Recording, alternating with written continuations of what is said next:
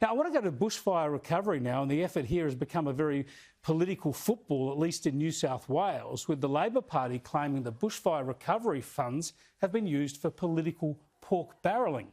Hundreds of millions of dollars from the Stronger Communities Fund has gone to coalition electorates that were hit by the bushfires last summer, and two Labor-held local government areas in the Blue Mountains and the Central Coast have missed out so far. I caught up earlier today with Andrew Constance, who is the Transport Minister in New South Wales, also the member for Bega.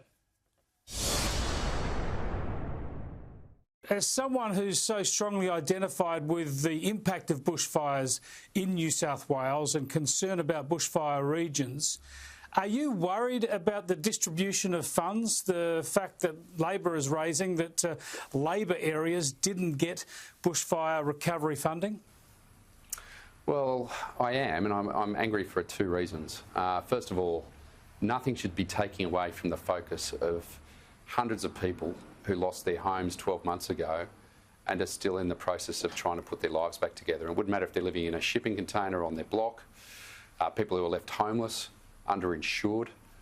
Therein lies the focus of what should be happening right now.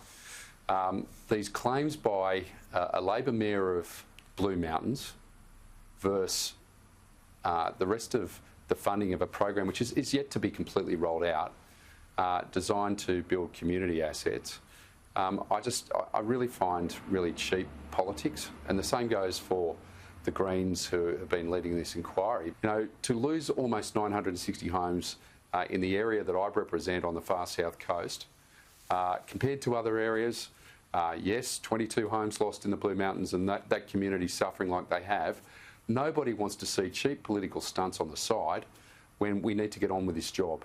And, you know, rest assured, we will continue to see those funds roll out. Fact of the matter is, and this might be an inconvenient fact for the Labor Party, but 90% of the fires that occurred in the Black Summer fires, unfortunately for everybody, happened in regional New South Wales, and 90% of the areas affected were coalition seats. So, you know, ultimately, with a program which is yet to be fully realised and funded, I really think that those people involved need to just take a step back and stop the cheap political point scoring. There are a couple of important facts to unpack there. First is the logical thing, of course, and that is it tends to be coalition, Nationals and Liberal Party seats that are more exposed to this kind of natural disaster.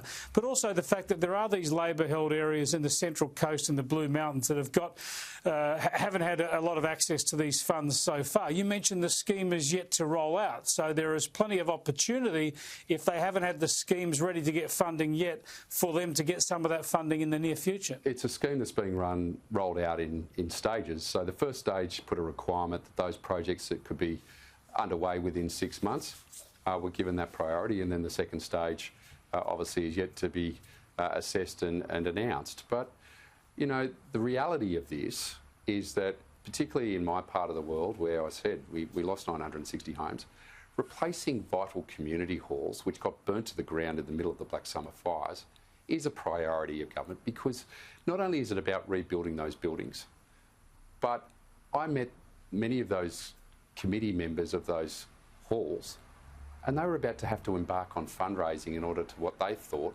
they'd have to go ahead and pay for, and that would be the complete rebuilding of those halls.